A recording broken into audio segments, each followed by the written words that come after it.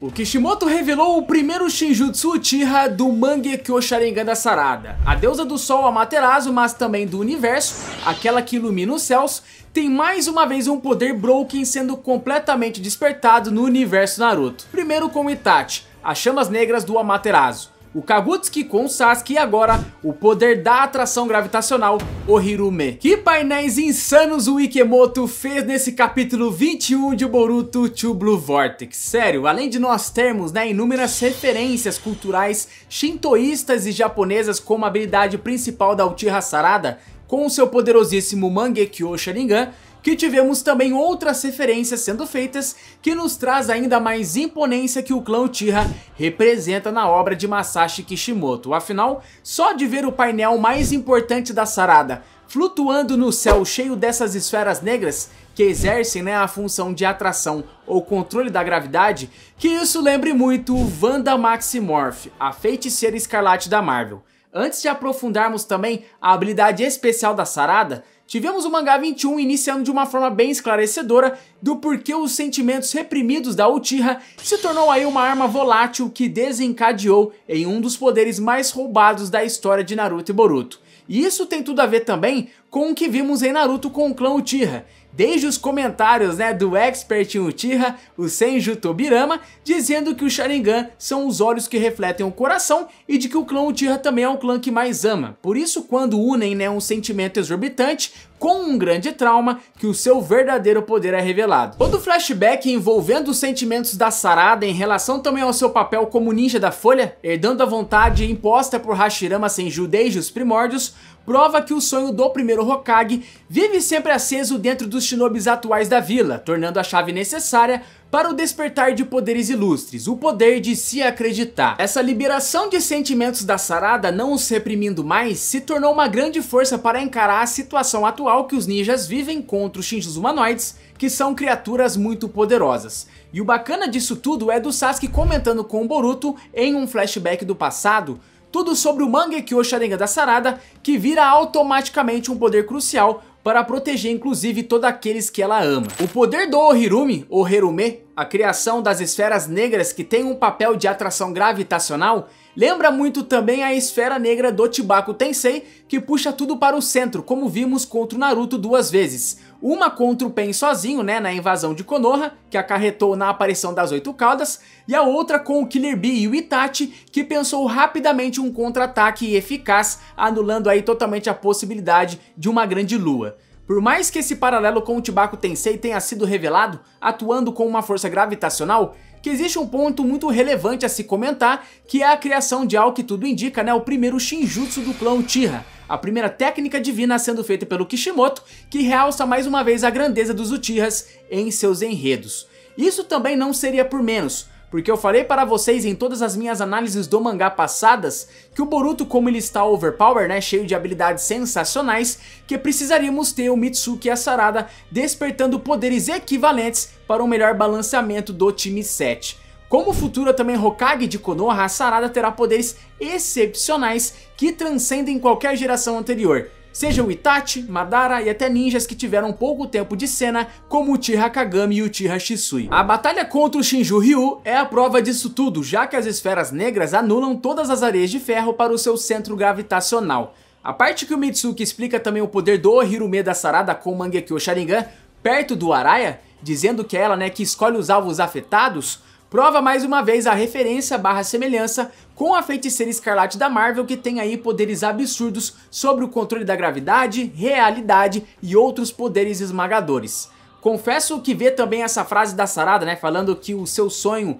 é ser Hokage, tendo um grande paralelo perfeito com a sua grande aí figura icônica como referência, o 7º Hokage, Naruto Uzumaki, que a gente consegue observar perfeitamente a trajetória ao longo do clássico e do Shippuden. Uma das esferas acaba então ficando gigante atrás do Shinju Ryu, demonstrando que está exercendo um poder de atração absurdo que faz o personagem ficar totalmente estático, sem chances de reações. O poder do Ohirumi é tão imensurável que a força massiva da gravidade faz o corpo do Ryu ficar aos pedaços, até a saída finalmente da Togedama, a alma espinhosa, que pode trazer o Shinki de volta ao normal ou até quem sabe outros shinobis. A quantidade de poder e chakra que a Sarada exerceu para cima de seu oponente fez até ela desmaiar perto do Mitsuki, que ficou pertinho do fruto Shinju. Eu sinceramente não sei se isso é uma parada apenas da minha cabeça, mas analisando o quadro a quadro meticulosamente do Miku Ikumoto, que a fonte do poder do Hirume da Sarada provém do olho direito, assim como foi de seu tio, o Uchiha Itachi com o Amaterasu, e o seu pai, o Sasuke, com o Kagutsuki, a manipulação das chamas negras, porque fica bem realçado o sangue escorrendo pelos olhos. Tá, mas e o que isso tudo impacta? Isso com certeza demonstra que o olho esquerdo da Sarada terá uma nova habilidade sendo revelada breve no futuro do mangá de Two Blue Vortex. Se essa nova foi contra o Ryu, que eu cravo aqui então que o poder do olho esquerdo será contra o Hidari, pois isso é um paralelo perfeito que vai se tornar um Absolute Cinema. Afinal de contas, em japonês Hidari significa esquerdo, onde o personagem Sasuke Uchiha era canhoto, o Rinnegan ficava à esquerda, e de que a representação das forças Yin e Yang como Indra e Ashura também fica à esquerda. A Sarada despertando o poder do olho esquerdo contra o esquerdo, ou melhor, contra o Hidari, será o ponto crucial para ainda mais evoluções da personagem no enredo, né, que almeja aí o posto de Hokage no futuro de Konoha, quebrando toda a hegemonia dos parentescos ou indicações com o clã Senju. Após a derrota do Ryu, temos a Ida conversando com o Kashinkode sobre o despertar crucial do poder ocular da Sarada, né, comprovando que as 10 direções está se tornando uma faca de dois gumes até para o Boruto, com o seu, digamos que, mentor. Até porque, se ele tivesse dito que a Yoda iria morrer, coisa, né, que eu falei nas minhas análises antigas, que ela morreria por não ser um personagem totalmente ativo e com premissas importantes, como por exemplo, né, o Konohamaru, que o Boruto teria tomado outras decisões para salvar seus companheiros a qualquer custo. O Kashinkode consegue ver o seu Shinjutsu em inúmeros cenários, porém apenas aquele que é mais viável ele revela. Isso está se tornando então um ponto aí bem interessante na história de Two Blue Vortex, já que o Boruto automaticamente, né, pressiona assim o Kashinkode contra a parede quando resolve ajudar o Konohamaru, que estava em uma situação desesperadora contra a Matsuri. Essa atitude do Boruto de teleportar com o Hiraishin através da marca que o Mitsuki achou, né, e a Shuriken também arremessado no braço da Shinju humanoide,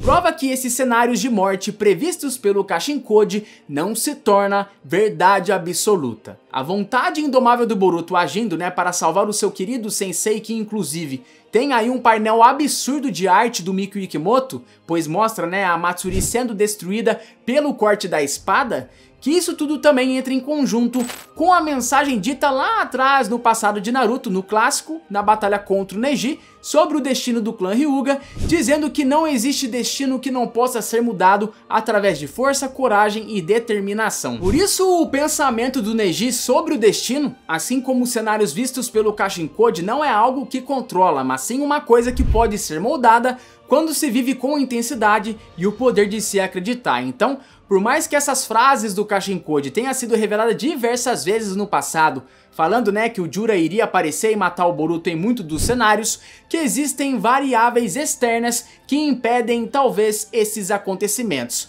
Um é a coragem e a fé de acreditar e nunca desistir. O segundo é aquele famoso, né, tem alguém olhando e protegendo nós. Como rolou em um palavreado importante, inclusive do próprio Jura ao Boruto, quando foi atingido a longa distância, ocasionando uma ferida quase que mortal, de que o Boruto foi salvo graças a uma intervenção divina que seria, na minha humilde visão, uma ligação, uma ponte total com Toneri Otsutsuki na lua, protegendo e observando o Boruto de longe, né, mudando totalmente os acontecimentos para a sua então salvação. Isso tem tudo a ver com Toneri, Shibai, o clã Otsutsuki e o destino do Boruto como ninja, que transcende os valores de tudo aquilo que vimos em Naruto como uma figura máxima de um protagonista. Não sou aqui de ficar rotulando notas para os capítulos, mas esse 21 para mim é quase um dos que mais se aproxima do 10. Os sentimentos que a Sarada reprimia, por exemplo, sendo jogados, né, expelidos para fora, com as esferas Ohirume, foi uma baita sacada. Por último, essa atitude do Boruto, né, com o poder da mudança,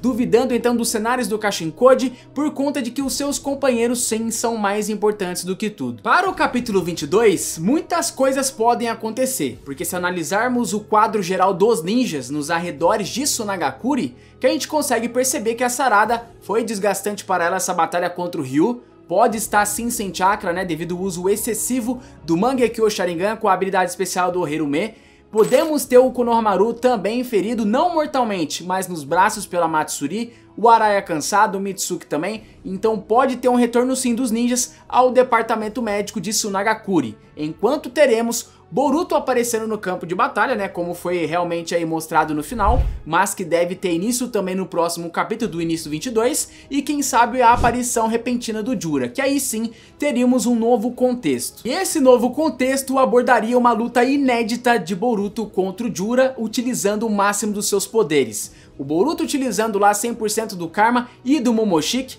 e o Jura também. Coisa que até agora o mangá de Two Blue Vortex nunca mostrou para a gente o quão forte o Jura é. Então eu acho que isso seguiria aí um paralelo estilo como é que foi Naruto e Sasuke contra o Jigen, que usaram todas as suas forças, mas acabaram apanhando, fazendo aí o mangá estremecer para os próximos capítulos. O Boruto também estando sozinho, vale ressaltar, ele usaria o poder do Karma e do Momoshiki sem pensar, porque seus amigos não estariam correndo perigo. Então isso realmente pode acontecer para o próximo capítulo 22 ou 23, que realmente aí teremos artes magníficas de Mikio Ikemoto.